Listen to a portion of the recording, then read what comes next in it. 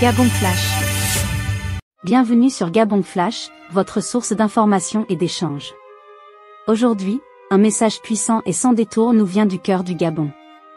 Dans un contexte où beaucoup est en jeu, un Gabonais se lève pour dénoncer une réalité troublante. Selon lui, réussir dans le monde de la musique au Gabon nécessiterait un choix controversé. Servir le pouvoir en place, devenir kunabéliste, et chanter ses louanges au détriment de la liberté artistique et de la voix du peuple. Restez avec nous. Dans un instant, vous entendrez un témoignage qui ne manquera pas de faire réagir. Un cri du cœur, un appel à la justice et à la liberté d'expression. C'est ici, sur Gabon Flash. On devient meilleur, c'est quand on prend conscience que l'on souffre trop. C'est en ce moment qu'on donne le meilleur de soi pour devenir meilleur. Mais tant qu'on ne prend pas conscience que nous sommes en train de souffrir, on ne pourra jamais devenir meilleur. Retenez cela. Comme disait quelqu'un, écrivez. On ne peut pas devenir meilleur parce qu'on souffre. On devient meilleur, c'est quand on prend conscience que l'on souffre. C'est en ce moment qu'on développe les qualités pour devenir meilleur. C'est pour essayer de susciter un peu d'orgueil chez certains. Je vais vous prendre un compartiment simple pour vous faire comprendre. Il y a de cela quelques temps, le showbiz gabonais était quand même à un niveau appréciable. On pensait même qu'on devait diriger le continent africain au niveau du showbiz. Parce que croyez-moi, depuis les VDA 4, en passant par tous les autres groupes hip-hop et autres, le Gabon avait quand même le potentiel pour aller de l'avant. Mais comme je vous ai toujours dit, c'est la politique qui a tout centralisé dans ce pays.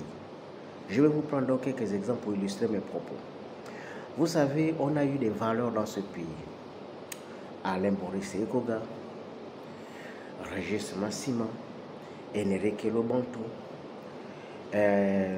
Joda Crazy Boy, Erlingema, Estampi Love Obamien, en passant par tous les autres animateurs que je n'ai pas cités, que vous connaissez très bien dans le domaine du hip-hop.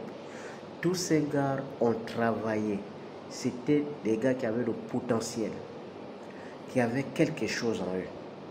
Moi, j'ai apprécié la plupart de ces animateurs.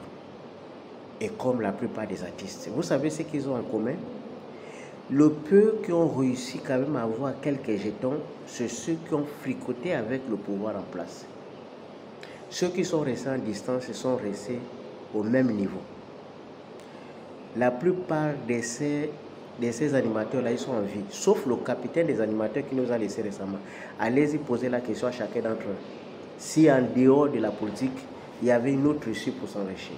Quand vous allez dans les pays comme la Côte d'Ivoire, les pays comme le Sénégal, les gens, ils ont la possibilité de s'enrichir sans pour autant passer forcément par la politique. Donc, ils n'ont pas besoin forcément de fricoter avec le parti au pouvoir, avec la famille régnante pour avoir un petit quelque chose. Mais ici, il y a un dispositif. Il faut passer par les mécanismes et les structures installées par la famille présidentielle pour espérer avoir quelque chose. Cette emprise absolue nous a empêché pendant des années, évidemment, d'avoir un showbiz épanoui, un showbiz qui permet à plusieurs artistes de vivre de leur art et à plusieurs animateurs de pouvoir en profiter. Comme vous pouvez l'imaginer en Côte d'Ivoire ou au Nigeria, pour ne prendre que quelques exemples, où le showbiz est en train d'exploser, vous avez comme l'impression que chez nous, ça n'a jamais existé. Mais moi, je vais vous prendre quelques exemples. Quand vous avez pris une structure comme Eriscom International, qui était déjà parmi les leaders en Afrique, vous avez tué. Comment est-ce que vous allez évoluer? Quand vous empêchez la construction, par exemple, des structures, des salles de spectacle, où les artistes peuvent prester et avoir un retour de l'argent, comment est-ce que les artistes sont faits pour avoir de l'argent? Lorsque, par exemple, il y a de cela quelques temps, TV+, pour ne citer que cette structure-là, avait réussi à avoir la diffusion de la Coupe du Monde en Afrique. Aujourd'hui, TV+, ressemble à quoi? La même procédure avait été entamée par une chaîne de télévision au Togo. Aujourd'hui, ils sont leaders. Ils ont un budget tellement élevé qu'ils sont capables de faire n'importe quoi. La question, c'est pourquoi ça ne fonctionne pas chez nous. Pourquoi? C'est parce que lorsque vous avez des gens qui sont limités dans le temps et dans l'espace, qui se sont déjà fixés les objectifs bien limités, bonjour, les objectifs bien limités, ça veut dire qu'ils ne peuvent pas aller au-delà de leurs petites personnes. Donc on ne peut pas décoller. On ne peut pas décoller. Pourquoi? Parce que le monde artistique est lié aujourd'hui au monde politique. Donc on a tellement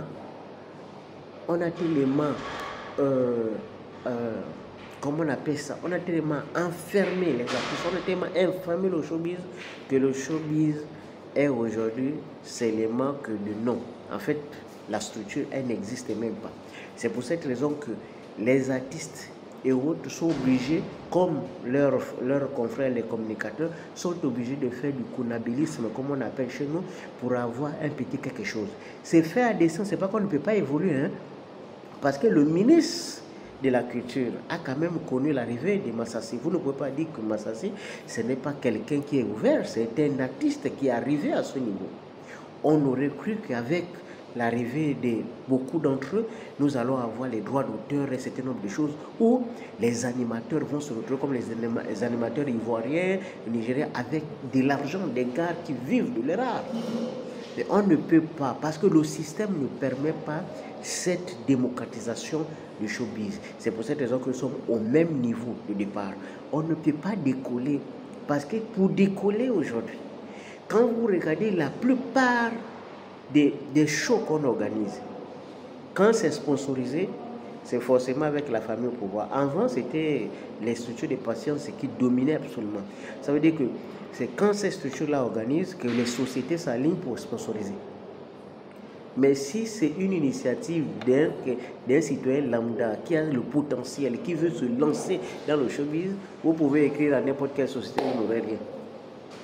C'est ça, le pays est fait comme ça. Parce qu'on veut demander quel est ton parrain, à qui t'accompagne dans ça, pour qu'une société te donne une propriété dans le sponsoring.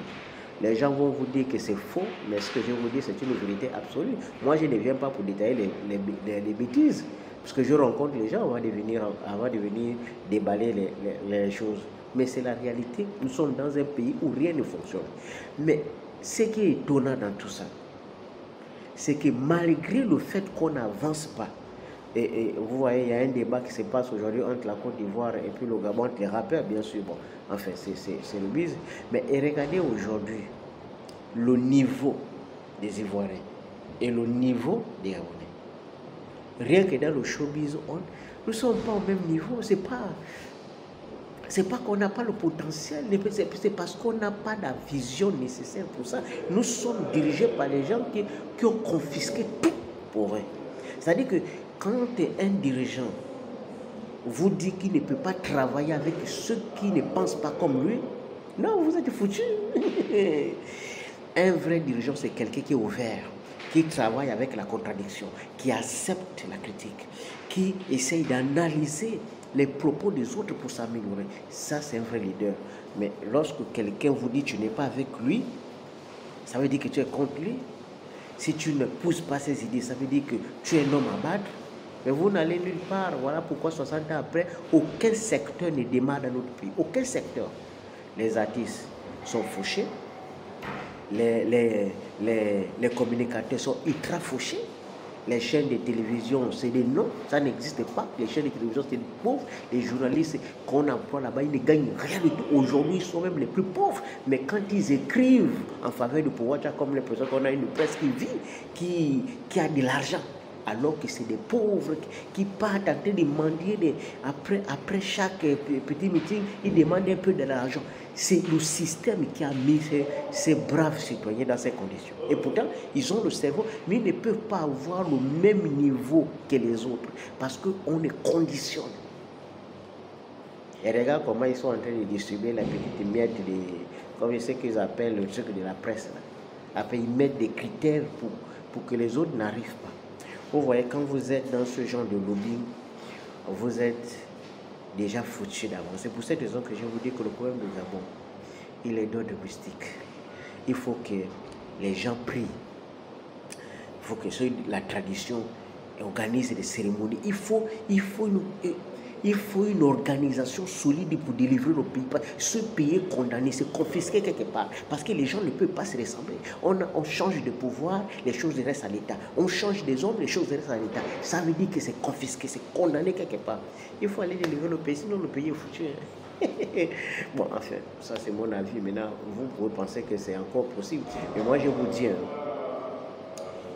quand vous remarquez qu'on change des hommes, la méthode ne change pas. Les procédures restent en état. Ça veut dire qu'il y a un problème.